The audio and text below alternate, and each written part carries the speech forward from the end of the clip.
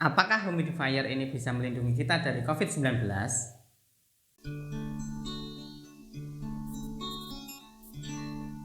Assalamualaikum warahmatullahi wabarakatuh. Saya Winarno. Alhamdulillah kita bertemu lagi. Hari ini kita akan membahas tentang humidifier. Mampukah dia mencegah COVID? Ada beberapa orang yang berpendapat bahwa kelembaban udara itu mampu mencegah penyebaran virus COVID salah satunya, ataupun patogen-patogen kuman-kuman yang lain. Virus COVID mampu bertahan di udara dan permukaan, itu dipengaruhi oleh beberapa hal. Ada suhu, ada kelembaban. Sehingga kita akan melihat jurnal tentang kaitan antara suhu dan kelembaban ini dengan ketahanan dari virus COVID ini ya. Uji coba dilakukan kepada suhu ruangan yaitu 20 derajat Celcius. Nah, kelembaban ini kita akan diuji cobakan pada 20% kelembaban, kemudian 50% kelembaban, kemudian 80% kelembaban. Ini adalah garis jumlah virus ya. Setelah 2 hari, virus itu didiamkan dalam sebuah ruangan 2 hari, kemudian kelembabannya dibikin 20%. Kemudian ini angka kelembaban. Kemudian diuji lagi pada kelembaban 50%. Kemudian pada kelembaban 80%. Nah, apa yang terjadi setelah 2 hari pada kelembaban 20%, virus itu masih bertahan, masih banyak jumlah yang virus itu bertahan. Kemudian pada suhu 80%, ternyata virus COVID juga masih bertahan dalam jumlah yang banyak.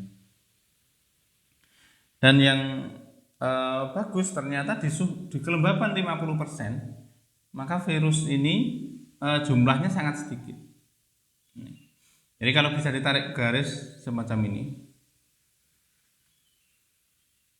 ya, maka ketika kita melihat gambar semacam ini, maka kelembaban optimal yang bagus untuk kita bisa menempatkan dalam sebuah ruangan ini dibuat kelembaban bagus, itu idealnya adalah di rentang ini. Maka dalam jurnal itu disebutkan kelembaban optimal, kelembaban yang bagus itu antara 40% sampai dengan 60%. Di rentang inilah kita bisa terlindungi ya, bisa mencegah dari virus COVID ini bertahan dalam sebuah ruangan. Walaupun ini tidak bisa 100%, ini masih tetap ada ya. Ya, masih ada virus di sini. Tapi jumlahnya sangat minimal. Maka apa saja sebenarnya kelembaban ini dipengaruhi? Dipengaruhi oleh apa saja kelembaban ini? Yang pertama oleh musim.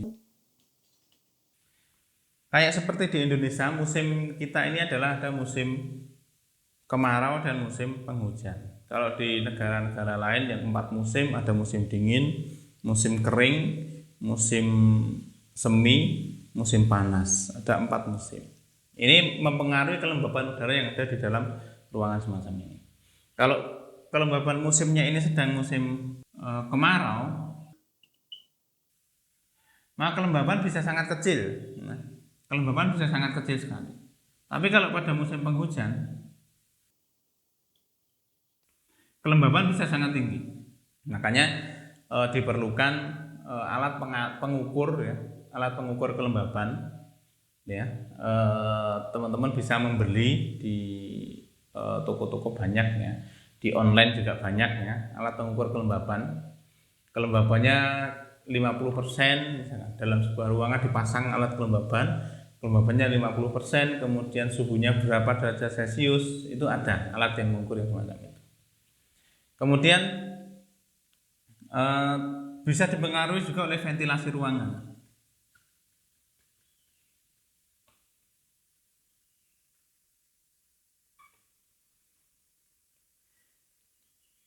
Ketika dalam ruangan ini suhunya dingin, atau misalkan dimodifikasi dengan diberikan air condition, dibikin suhunya dingin, padahal di luar sana ini musim kemarau atau apa, itu kalau tidak ada ventilasi, sini tertutup rapat, kelembaban di sini bisa sangat tinggi, bisa naik tinggi, walaupun di luar kelembabannya rendah.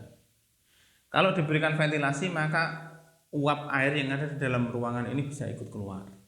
Sebaliknya kalau di dalam ruangan ini udaranya kering, kemudian ternyata di luar ini musim penghujan, ini nggak pernah dibuka sama sekali udaranya, maka di sini bisa jadi kering. Ketika ventilasi ini dibuka, maka kelembaban udara yang dari luar itu bisa masuk ke dalam, akan mengisi kelembaban yang dari dalam. Maka ventilasi ini diperlukan. Selain untuk pertukaran udara, juga mengatur kelembaban dan mengatur suhu dan sebagainya. Nah, selain ini, masalah-masalah ini kita bisa melakukan modifikasi terhadap kelembaban. Yang pertama, kalau kelembaban itu rendah, misalkan di musim kemarau kelembabannya rendah, kita bisa memanfaatkan humidifier.